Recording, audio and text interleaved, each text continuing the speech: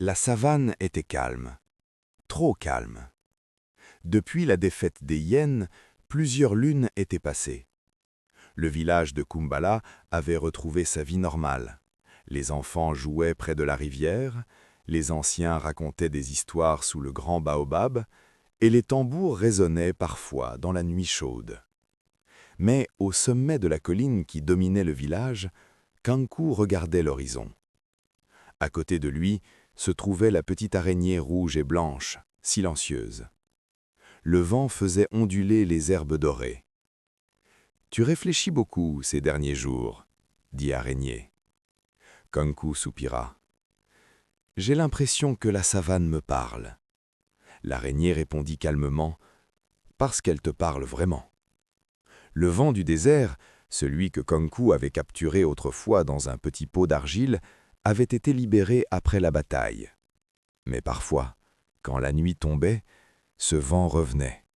Il passait dans les arbres, il murmurait dans l'herbe, et certains disaient qu'il portait la voix des anciens esprits de la savane. Près de la rivière, Amina regardait Kanku au loin. Sita, la fille du chef, s'approcha. Il pense encore au monde extérieur. Amina hocha doucement la tête. Kanku n'est pas fait pour rester immobile. Sita sourit. Alors il deviendra peut-être un jour comme mon père. Amina regarda la colline, ou peut-être quelque chose de différent. Cette nuit-là, Kanku fit un rêve étrange. Il marchait seul dans la savane. Le ciel était noir, mais une lumière douce brillait devant lui. Au centre de cette lumière se trouvait une toile immense, une toile d'araignée qui reliait toute la savane, les montagnes, les rivières, les villages, les animaux. Et au centre de cette toile, il y avait la petite araignée, mais elle était gigantesque, ancienne, comme un esprit. Elle parla avec une voix profonde. Chaque époque a besoin d'un gardien. Kanku demanda « Pourquoi moi ?» La toile vibra, parce que tu comprends le cœur de la savane. Le lendemain matin, Mama Safi regarda Kanku avec un sourire mystérieux. « Tu as fait un rêve. » Kanku fut surpris. « Comment le sais-tu » Elle répondit « Quand quelqu'un est choisi par la savane, les anciens le sentent. » Chef Bakari écoutait. Il soupira doucement.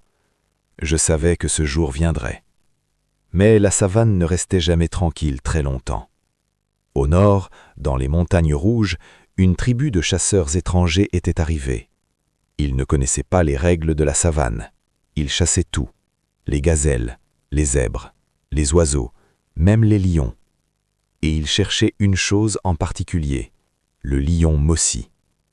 Un matin, Biko le perroquet arriva en panique. « Mauvaise nouvelle, mauvaise nouvelle !» Zuri sauta d'un arbre. « Dis-moi que ce n'est pas encore des hyènes. » Biko secoua ses ailes. « Non, pire, des chasseurs. » Quand Mossi apprit la nouvelle, la terre sembla trembler sous son rugissement. « Ces humains détruisent l'équilibre. » Kanku regarda le lion. « Alors nous devons les arrêter. » Mossi répondit « Cette fois, la bataille sera différente. » Une grande réunion fut organisée sous le baobab. Humains et animaux étaient présents. Kanku, Amina, Chef Bakari, Mama Safi, Zuri, Tomba, Nala, la gazelle, Mossi, le lion, Biko, le perroquet, la petite araignée. C'était la première fois que la savane entière se réunissait. La petite araignée descendit au centre du cercle. Les chasseurs détruisent la toile de la vie. Kanku demanda « Et que devons-nous faire ?» L'araignée répondit « Protéger l'équilibre. » Kanku et ses amis décidèrent de partir vers les montagnes rouges. Le voyage dura plusieurs jours. Ils traversèrent la savane dorée, les rivières brillantes, les forêts d'acacias, les plaines rocheuses. Pendant ce temps, les chasseurs continuaient leur route. Une nuit, le camp des chasseurs fut entouré. Dans l'obscurité, Zuri détacha les cordes, Biko cria dans le ciel, Nala effraya les chevaux, et la petite araignée tissa des fils invisibles. Les chasseurs se réveillèrent dans le chaos. Le chef des chasseurs sortit de sa tente. il vit Kankou. Un enfant? Kankou répondit calmement, non, un protecteur. Kankou montra la savane autour d'eux. Cette terre n'appartient pas aux humains, elle appartient à tous les êtres qui vivent ici. Le chasseur regarda autour de lui.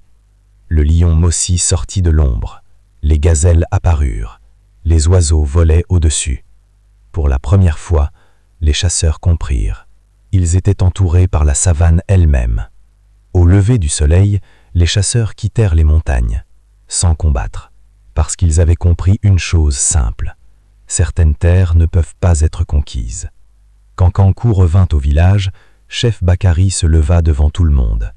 Aujourd'hui, la savane a trouvé son gardien. Les villageois applaudirent. Mossi inclina la tête. Amina prit la main de Kankou, et la petite araignée murmura doucement « La toile est complète ».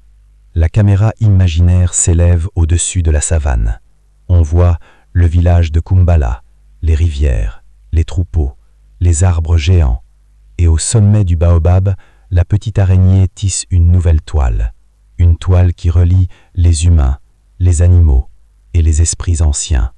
Parce que dans la savane, tout est lié. Et tant que la toile existe, l'équilibre restera vivant.